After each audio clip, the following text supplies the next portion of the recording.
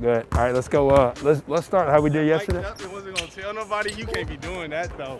Come on, Fed. What are you Let me know next time. What are you talking? I'm not. Am I hiding something? I'm not hiding anything. And this is what happens when you work with guys like me, bro.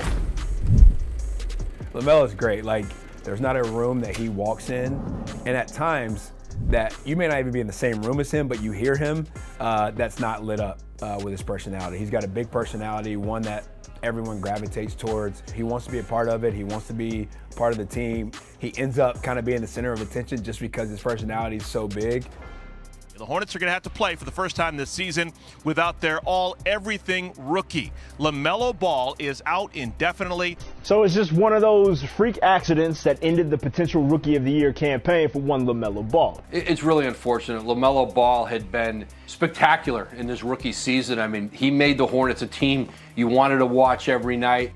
He was down, obviously. I mean, he thought he was going to be done for a while, but he was really positive. And you know, the thing was, you know, listen, this isn't going to stop anything that you're doing. You've had a great season so far.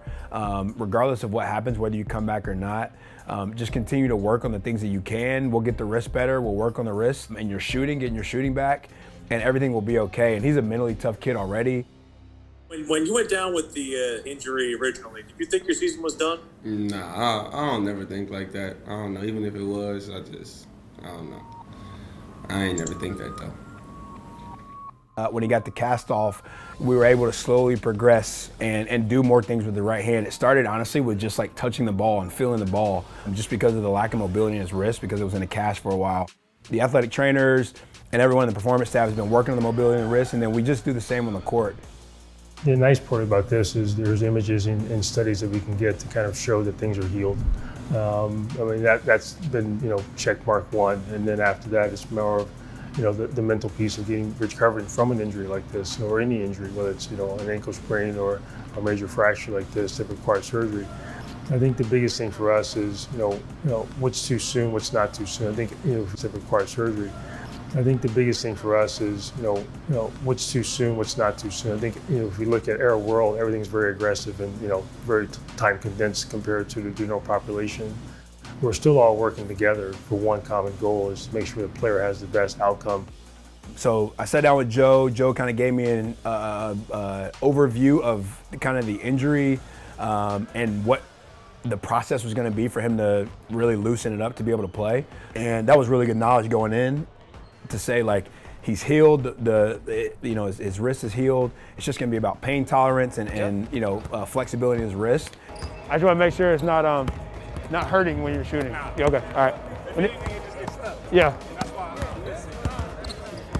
For us as an organization, this is a wonderful time for Melo to be center stage of this thing. But more than anything, Melo wants this to be about the team. It's about this playoff push more than the Rookie of the Year thing, and that'll take care of itself. And to me, I think he's clearly the Rookie of the Year, and I think he'll prove that. The Hornets are turning the page to a new month and welcoming back some familiar faces. If you haven't heard the news, get excited. LaMelo Ball is back in the starting lineup. He is loosening up on the Spectrum Center floor right now as he and the Hornets get set to take on the visiting Detroit Pistons. LaMelo, what a pass, finds Bridges! Welcome back, LaMelo! You just cannot teach instincts like that. LaMelo, his first shot, a lefty layup. Forgot how wonderful he is. Oh my goodness. He brings a joy to the game, you know, that you haven't seen in a very long time. And if he can be that way, you know, after this injury, which I think he will. LaMelo, bingo! That's the success for me. Scoring points, assists, you know, that's on the business side, and I get that. But, you know, him being himself in the court is probably most important for me, is to see that. And as long as he has that element of comfort out there, being himself, that's a success. Melo head up as he brings it up the floor. Lob for Miles. There you go. Airbnb is back. Man, it's hard not to play with a smile on your face when you're playing with LaMelo Ball. He's given us great pace all year. He's one of the reasons why we were top 3, top 4 team in pace all season. So it's good to have him back. We got some easy ones with him in transition. I expect it to only get better from here, but It was a breath of fresh air just to have that jolt back in the gym for us. And all our guys have been playing with great pace, but Melo really takes us to another level in that regard. Again, deep post position for Stewart. Ends up with Jackson. This guy's got 5 threes in the game. 1:52 remaining. Hornets have the basketball. LaMelo finds Rozier in the corner. Another three for Terry. Hornets win the race to the century mark. Corner three, Jackson. Frank Jackson. One-on-one with Killian Hayes. Drives right side. Up with a right-hand runner. Stewart spikes it away. Rozier recovers. One on the shot clock. Lets it fly. Yes! Terry Rozier! Queen City wears the crown tonight in the return for LaMelo Ball. Your final score, Hornets 107, Pistons 94.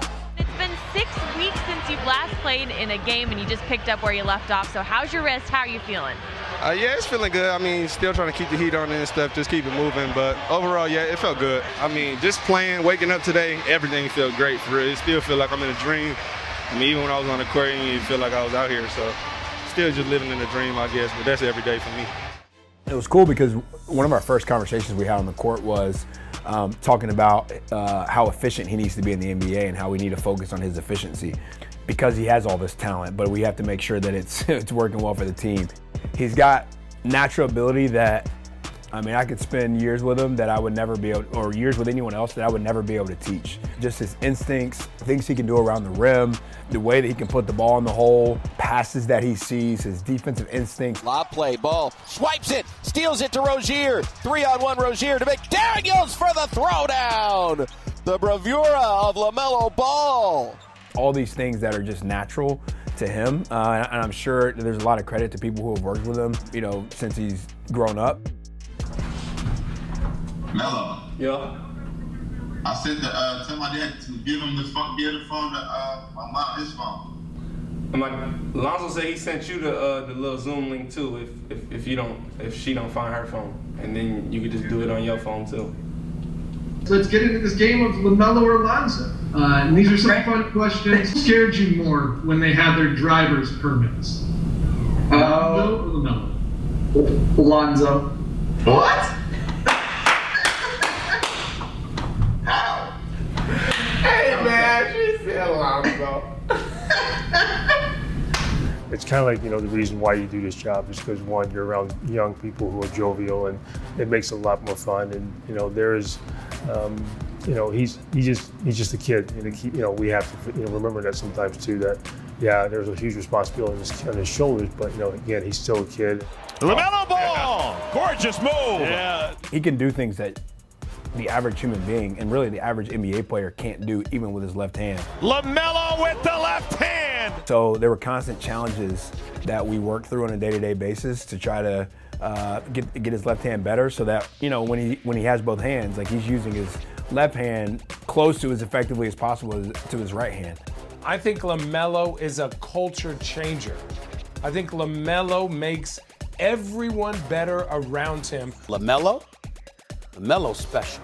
When you look at LaMelo makes others better. All he's ever done is hoop. Yep. And he loves to hoop, and it shows that it is a joy to play basketball to him.